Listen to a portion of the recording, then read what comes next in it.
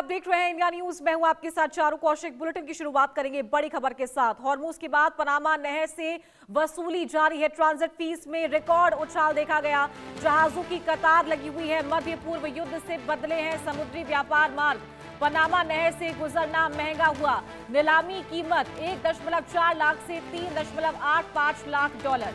वैश्विक व्यापार पर लागत का बोझ बढ़ा है। तो मध्य पूर्व में बढ़ते युद्ध और स्ट्रेट ऑफ हॉर्मूज में तनाव का असर अब वैश्विक समुद्री व्यापार पर साफ दिखाई देने लगा है। वैकल्पिक मार्ग तलाश रहे जहाजों की बढ़ती संख्या के कारण पनामा नहर से गुजरने की फीस में भारी उछाल दर्ज किया गया।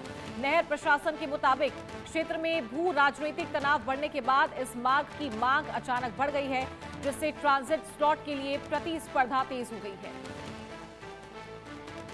नतीजतन नीलामी के जरिए मिलने वाले स्लॉट की कीमत कई गुना तक बढ़ गई है। पनामा नहर के वित्त उपाध्यक्ष विक्टर वियाल के अनुसार मध्य पूर्व संघर्ष से पहले नीलामी में औसत ट्रांजिट फीस 1.35 लाख से 1.40 लाख डॉलर के बीच थी, लेकिन मार्च और अप्रैल के दौरान ये औसत बढ़कर करीब 3.85 लाख डॉलर तक पहुंच गई, जो रिकॉर्ड स्तर माना जा रहा है। इसका मतलब है कि जहाज कंपनियों को अब नहर से गुजरने के लिए पहले से कई गुना ज्यादा भुगतान करना पड़ रहा है।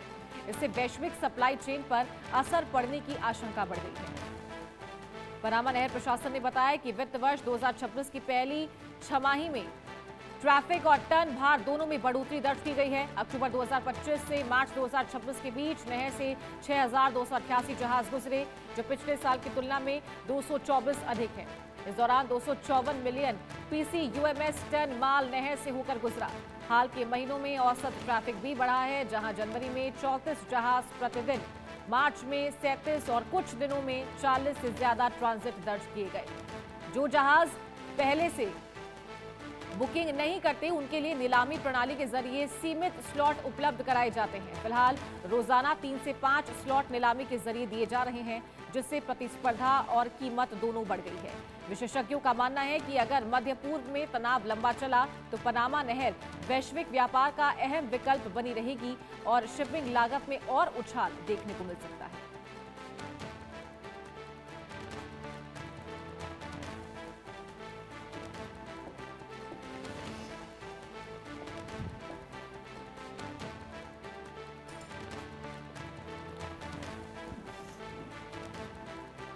तो वैश्विक व्यापार पर लागत का बोझ अब बढ़ता जा रहा है। ज्यादा वसूली हो रही है क्योंकि मिडिल ईस्ट में तनाव की स्थिति है और इसके चलते जो तमाम जहाज हैं उन्हें दूसरा जो रूट है, दूसरा विकल्प है, वो चुनना पड़ रहा है। तो मजबूरन पनामा नहर जो है वहां से तमाम जहाज गुजर रहे हैं, जिसके बाद जो ट्रांजिट फीस है उसमें बढ़ोतरी देखने को मिल रही है।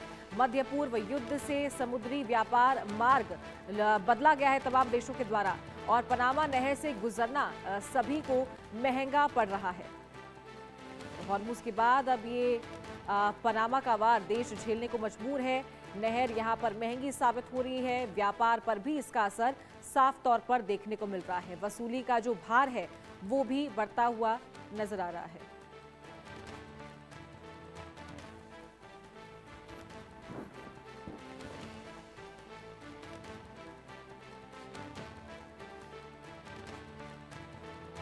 तो मध्य पूर्व युद्ध से समुद्री व्यापार मार्ग जो है वो बदल रहे हैं और जिसके चलते भार तमाम देशों पर पड़ता हुआ नजर आ रहा है। और खबर क्या है ये आपको ग्राफिक्स के जरिए समझाते हैं। मध्य पूर्व युद्ध से समुद्री व्यापार मार्ग बदले हैं। पनामा नहर से गुजरने के लिए तमाम देश अब मजबूर हैं।